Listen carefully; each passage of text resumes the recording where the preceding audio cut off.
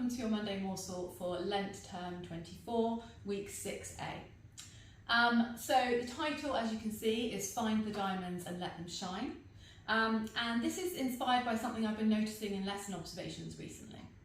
I'm going to start by reading a quote from an article written by Patricia Clenending-Bazario for the Association of Middle Level Education. Everyone has heard the idiom, the squeaky wheel gets the grease. In our busy, sometimes hectic classrooms, our squeaky wheels, our most extroverted and outgoing learners, are most likely to attract the most attention. Our society, like our classrooms, often highlights the extroverted, outgoing, highly social students. But what about those non-squeaky wheel learners? The introverted or quiet, gifted learners can be overlooked. 45% of children are introverts, but this number is much higher with gifted learners. There are more introverted gifted learners than there are extroverted gifted learners, which seems at odds in a society that is drawn to bigger and louder. So, bearing that in mind, how many times have you written the following in a report? Try to speak out more in class. I certainly have. In fact, I went back through some of my old reports from my early years as a teacher and I found the following comments.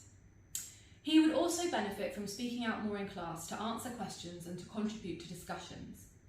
She is a quiet member of the class and I would encourage her to speak out more. He is extremely quiet in lessons and will only contribute when asked to directly. It's quite embarrassing reading those out loud, but I think it's important that we acknowledge that a lot of us have fallen into this trap at some point or other, thinking that quiet equals negative. The last comment is especially telling for me. He is extremely quiet in lessons and will only contribute when asked to directly. This is the nature of our introverted pupils.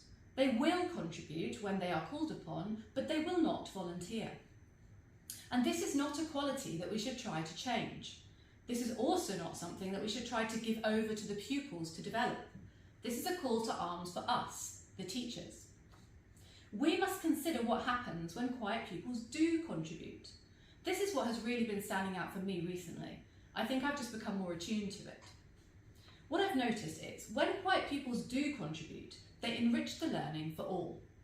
More often than not, they give accurate, well thought out answers demonstrating depth and breadth of understanding. In short, they shine. We shouldn't expect them not to contribute, and we shouldn't force them to contribute either. We need to encourage them to contribute in ways that are most appropriate for them. This will pave the way for more authentic engagement from our quiet learners and our outgoing learners alike. So, what are the key points to look into? Well, firstly, contributions of quiet pupils should be valued and encouraged as much as those from loud pupils. They shouldn't be ignored or allowed to fade into the background. The contributions of quiet pupils should be encouraged in a way that doesn't make them feel exposed or pressured. And there are many ways to do this, not only in peer-to-peer interactions, but also during whole class discussion and questioning. I'd like to delve into a few tweaks and suggestions here. I'm going to take a scenario-based approach. So scenario number 1. A teacher is conducting a hands-up questioning session. Many pupils put their hands up to contribute, some multiple times. Some pupils shout out answers. Some pupils do not put their hands up or speak at all. The teacher notices this and then directs a question at one of the pupils that hasn't yet participated, most probably a quiet pupil. That pupil then gives the most amazing answer, which would have gone unknown had they not been called upon. So let's delve into this. What did the teacher do in this scenario that may have made the quiet pupils feel exposed? Well, by switching from hands-up questioning to cold calling, which is selecting pupils by name, the teacher has inadvertently signalled to the class that they are now picking pupils who have not contributed. This is a natural thing for us to do as teachers. We often allow voluntary contributions and then scan the class for those not volunteering. We want everyone to contribute, and so at some point we decide that we'll ask those who haven't directly. But by doing this, we are treating them differently to the rest of the class. In another classroom with another teacher, scenario 1 could have gone a different way. A teacher is conducting a hands-up questioning session. Many pupils put their hands up to contribute, some multiple times. Some pupils shout out answers. Some pupils do not put their hands up or speak at all. The teacher notices this, but doesn't call upon the quiet pupils as they are worried about making them feel anxious. The quiet pupils never get a chance to contribute.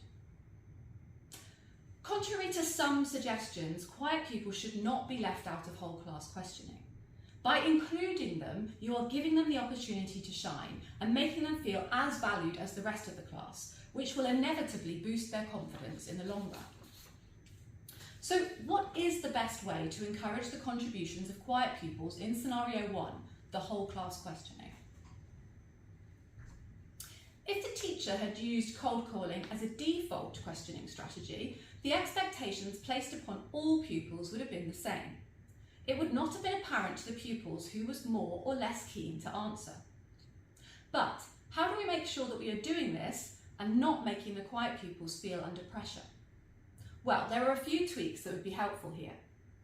A lot of it comes down to judicious use of the cold calling strategy. It should only be used when you know the pupils have the relevant knowledge already, when you have already taught it to them or perhaps they have completed a prep on it. But coupled with this, you need to ensure that you allow enough wait time between asking the question and selecting a pupil by name to answer it. And you'll be asking the question to the whole class and you'll be selecting the name at the end of the wait time. This gives the quiet pupils time to prepare themselves, not only to recall the required information, but also to prepare for giving an answer in front of the whole class. By using cold calling, you are also ensuring that the quiet pupils have not had to pluck up the courage to volunteer. Okay, let's go on to scenario 2. The teacher gives the class some stimulus material and instructions and asks them to talk about it in pairs. All pupils start talking in pairs, and the quiet pupils cannot be distinguished from the loud ones. The quiet pupils are making valuable, accurate contributions and talking eagerly. So there are not many tweaks for this scenario, as the quiet pupils are indistinguishable from their peers. However, a few things to bear in mind. We should keep the discussion groupings small. Pairs is ideal, 3s maximum. Remember, the more pupils in the group, the more pressure on the quiet pupil. We should also use this strategy more frequently, as it is successful encouraging contributions of loud and quiet pupils alike. This is great to use with material the pupils are not as familiar with, or when they need to try to piece something together collaboratively. The value of this comes in hearing what the quiet pupils say.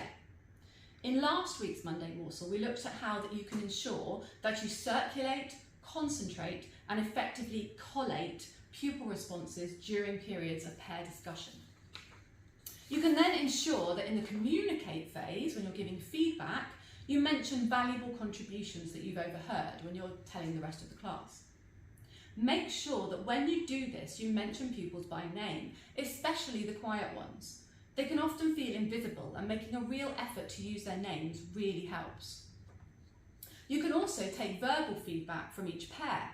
The quiet pupils will feel more confident doing this because they've had a chance to discuss the material in advance. In addition, they're not only providing feedback on what they thought, but summarising a collaborative discussion they've had with a peer. This takes some of the pressure away. In addition to cold calling and pair talk, I'm going to give one more suggestion for taking contributions that is great to use with quiet pupils, and that's post-it notes.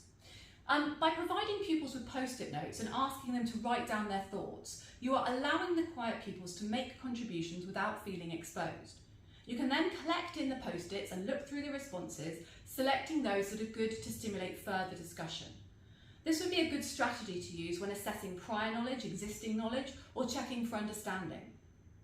The stimulus you would give to the pupils would not be a closed question or a one-word answer, but a bit more nuanced. In this way, the quiet pupils will not feel pressurised, but they can still contribute and demonstrate what they know or understand. So that is the Monday Morsel for this week. I hope some of those insights and suggestions and strategies and tweaks have been useful. and giving you food for thought, and that you will try some of them out this week in your classes. Do give me feedback as always. Have a great week.